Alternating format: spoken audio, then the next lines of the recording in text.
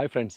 నేను మీ చంద్రశేఖర్. ఇటీవల కాలంలో నాకు జరిగిన ఒక అనుభవాన్ని మీతో పంచుకుంటాను. అదేంటంటే, ఈ ప్రసార మాధ్యమాల్లో నాకు సంబంధించిన ఫోటోలు, వీడియోలు చాలా ఉన్నాయి. దాన్ని అడ్డం పెట్టుకొని, ఒక ఫేక్ ఫేస్‌బుక్ అకౌంట్ క్రియేట్ చేసి, ఆ అకౌంట్ ద్వారా నేను ఫేస్‌బుక్‌లో ఉన్నట్టుగా చూయించి, అంటే నా ఒరిజినల్ అకౌంట్ వేరే ఉంది. కొత్త అకౌంట్ క్రియేట్ చేశారు. ఆ అకౌంట్ ద్వారా పబ్లిక్‌ని మనీ అడగడం మొదలుపెట్టారు.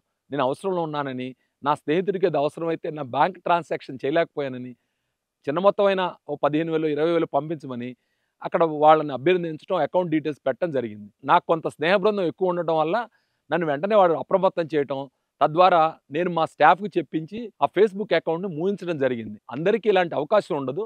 కానీ గుర్తుపెట్టుకోండి, మీరు ఫోన్ వాడుతున్నా, ఇలా వాట్సాప్ వాడుతున్నా, ఇలాంటి అకౌంట్స్ కలిగి ఉన్నా మీరు ఖచ్చితంగా దీని బారిన పడతారు. నాకు తెలిసిన ఒక రైతు చాలా కష్టజీవి. అతను ఇంటర్నెట్‌లో ఏదో కిసాన్‌కి సంబంధించిన స్కీమ్ ఉందని, కిసాన్స్‌కి ట్రాక్టర్లు సగం ధరకే ఇస్తున్నారని, దానికి చిన్న మొత్తంలో కడితే ప్రధానమంత్రి యోజన పథకం కింద ఇస్తారని చెప్పి ఇలాంటి మెసేజ్ ఒకటొచ్చింది.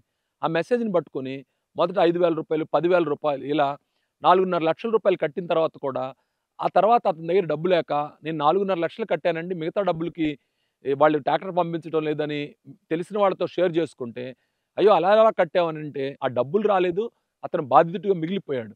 ఇలాంటివి ప్రతినిత్యం కొన్ని వందల మంది, వేల మంది వీటి బారిన పడుతున్నారు. మిత్రులారా, దీని గురించిన అవగాహన మీరు కలిగి ఉండండి. అలాగే మీ స్నేహిత బృందంతో చర్చించండి. మీ స్నేహితులు, బంధువులు, కుటుంబ సభ్యులు అందరితో కూడా ఈ సైబర్ క్రైమ్ గురించి మాట్లాడి అవేర్‌నెస్ కలిగి ఉంటే దీని యొక్క బారిన పడే అవకాశం తగ్గుతుంది.